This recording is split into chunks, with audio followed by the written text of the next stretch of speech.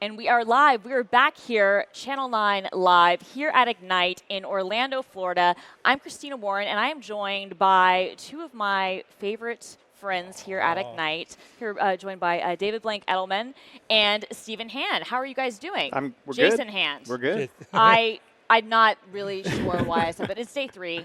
It is. Jason, we're I'm all so sorry. we're all I'm making so sorry. that mistake. David and Jason are part of the Cloud Ops Advocate team, which is fairly new here at Microsoft. And you are both involved with SREs, or Site Reliability Engineering. Is that correct? That's correct. You betcha. Awesome. And this year at Ignite is kind of interesting because we have some SRE content, we think maybe for the first time, that there are a number of sessions around that. So let me ask first, because some people in the audience might not be clear, what is an SRE? So site reliability engineering is an engineering discipline that's designed to help people get an appropriate level of reliability from their system. To focus on reliability is one of the primary features of their system. Because what people find is that they can add all the features they want, they can spend all the engineering effort they want, spend a ton of money and people and stuff, and if it's not up, it doesn't do the business any good. So site reliability engineering is the discipline that focuses on exactly that. And it's the discipline that's used at places like Microsoft or Google or Twitter or Yelp, or you just name it, like Spotify. All these other places use that as the way they keep these huge amounts of infrastructure running and applications and that sort of stuff, sort of planet-wide scale stuff. Awesome. And so listening to kind of what you're talking about, what that is, there seems to be like there might be some overlap or at least some similarities with, kind of the practice of DevOps. Can you talk to me a little bit about the difference between DevOps and SREs, Jason? Yeah, absolutely. I mean, there's a lot of overlap in sort of the language between the two. Most of it has to do, when you're talking about DevOps, is just trying to really use this sort of combination of improvements to the way we manage people and the processes, and always sort of improving those along with the technology, because especially in tech, like things just change really quickly. So you have this idea of continuous improvement, all with the idea of really just being able to provide some sort of value to the end user or the customer or the whoever's trying to use your service or your technology in general.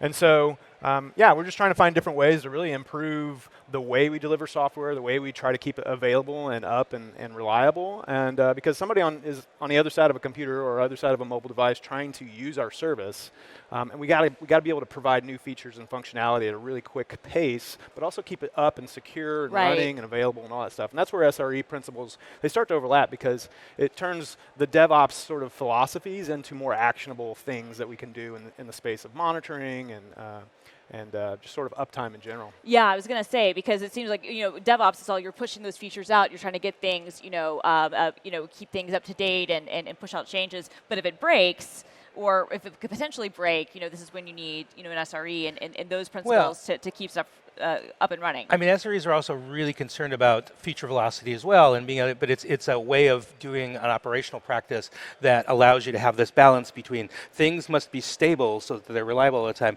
and the business is going to make money, and the customers want things, and they want to be able to iterate stuff. And it's yet another operations practice that's trying to deal with that fundamental tension. Yeah, I was going to ask about that. Exactly, because it does seem like there is like that fundamental tension of like, we want stuff to be stable, but we need to update and improve and add new things. Yeah. I mean, these are basically two operational practices that sort of developed in parallel in my thinking. One of them was sort of built up in the land of Google and sort of in those halls and that sort of stuff, and then later on in other places. And DevOps was sort of more in the wider world, and they took different approaches. The DevOps approach is really heavily focused on culture and how you think about these things. SRE can be sometimes a little more prescriptive. It also has its opinions about things like that. And it's not that one is an evolutionary step from the other. They're both just parallel processes, parallel operations practices, and people should sort of pick the stuff that works for them, in our opinion. Yeah. Okay, makes sense. And a lot of this is really just because of sort of the rapid adoption of Azure and cloud computing in general, is that we've shifted our sort of thinking away from trying to keep these servers that are maybe in the back of a closet or in our own data centers on premises. Those are still important to us, but now we can scale, and we can sort of change the dynamics of our infrastructure programmatically from within Azure. And so a lot of those concerns of keeping that stuff really healthy has has really gone away and let us sort of focus on what is the experience of the end user, and how do we make sure that they're getting, again, that value that we're trying to provide to them, and where does that push us in terms of our engineering efforts? How do we start thinking about monitoring and security and all these different things that have something to do with availability?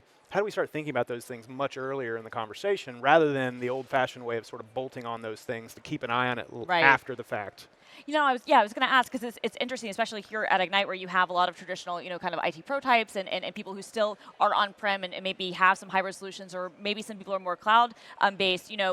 This seems like both of these, both the DevOps world, but especially the SRE world, does, like you said, seem to be very much driven by the adoption of the cloud and Azure and things like that. So how do you, I guess, what's the best way for maybe an existing and established business to start moving into and start developing some of these SRE practices and taking those things on? Sure, and I just want to point out that Google is on-prem, right? They run their own data centers, right? So and yes, they do it sort of in a very specific cloud formation, but they're on-prem too, quite frankly. Sure. So this is all good for all of us. So when I talk to people about how to get started, I usually say that people start with SRE with either a problem, like they've had a whole bunch of downtime and stuff like that, or an epiphany. They wake up some morning and go, wait a second, this makes a lot of sense to me. I'm going to go and do that. Then I say the next thing to do is to go off and read about it. There are 3 really good books out from O'Reilly. The original SRE book, the SRE workbook, and I just recently published one out on O'Reilly called Seeking SRE, which is meant to sort of look at sort of the more expansive view of SRE. Read that stuff and read it with a critical eye. Like figure out like what stuff in this stuff makes sense to you, what stuff could never work here, but don't just try to like pick it up like a hymnal and just try to read and make it happen. You have to think about what it is that will work in your environment. Once you've done that, I say it's kind of really important to go talk to other people trying to do this, and it's the same for DevOps as well. Like things like DevOps Days and other stuff like that are really important. So there are conferences specifically for SREs. There's SRECon.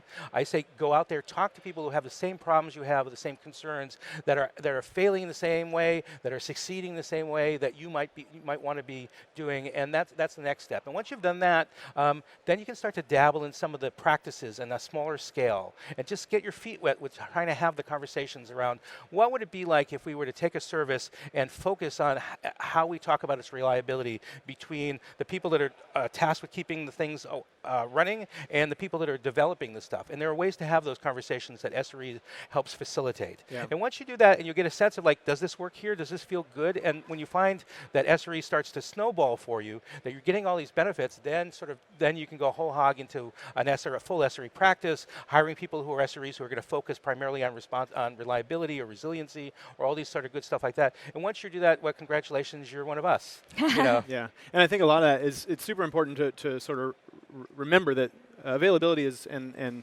sort of reliability is the responsibility of everybody. Yeah, absolutely. It starts in engineering because that's a lot kind of their concerns, I guess, right out of the gate.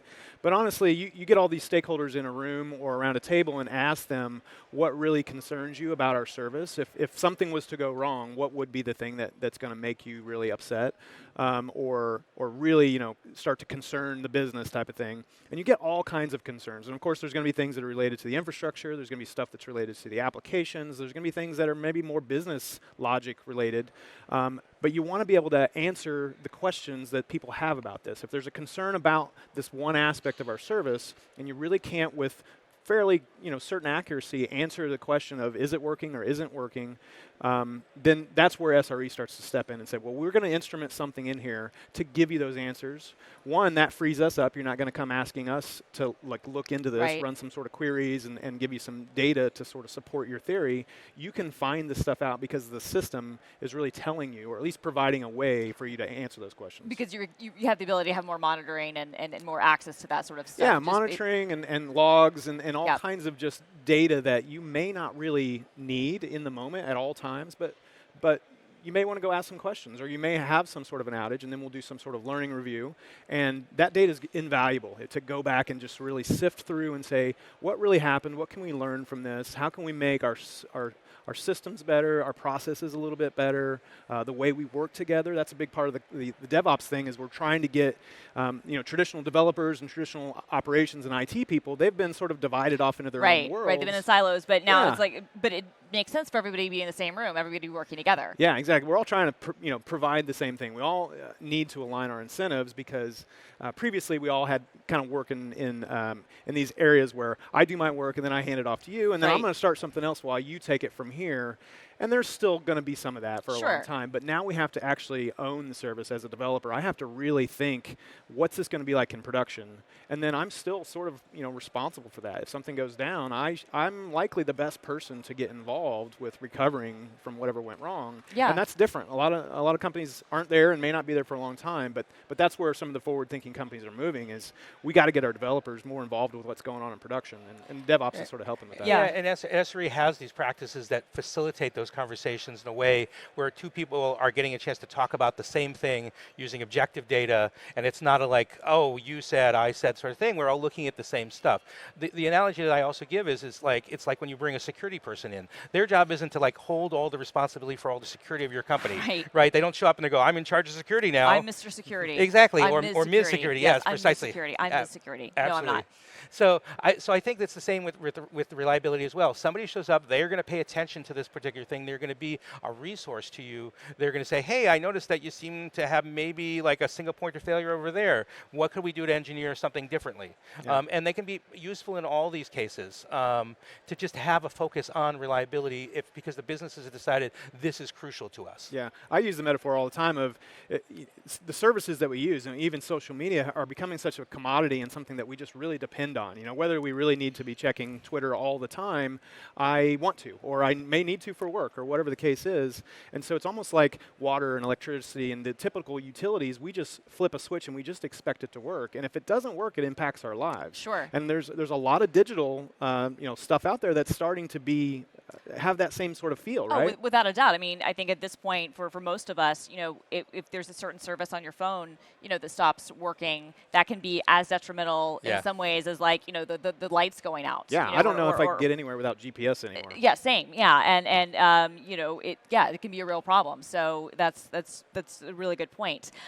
We've got just a tiny bit of time left, but before we wrap up, can you tell us a little bit about some of the sessions that have been happening at Ignite this week, so that people can check them out because they'll be able to stream them after the fact? Yeah, we're super excited because this is the first time that I'm aware of, or Jason's aware, that we've had SRE explicitly here at Ignite. So there are 4 sessions that happened. There was an SRE 101, sort of a beginner session that we encourage people to look at if they've not dealt with SRE before. Awesome. There was a session that Jason did with Kishore about incident response, because it's really, really important when something happens to learn from it, and how we do it here at Microsoft.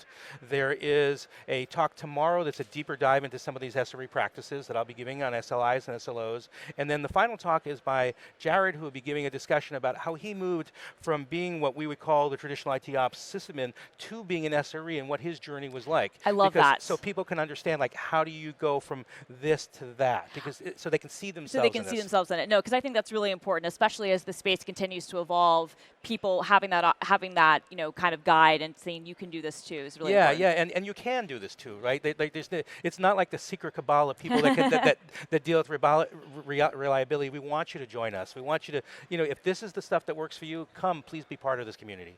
Amazing. All right, well, everybody, check out those sessions online. Thank you, Jason. Thank you, David. Thanks. And check out David's book, Seeking SRI. SRE. SRE is a different place. Yes, it is. Thank you. Seeking SRE. Seeking SRE, running production systems at scale. And we'll see you back here on Channel 9 Live, and I'll continue to mess with people's names and names of their books. It'll be great. Bye. Take care. See you.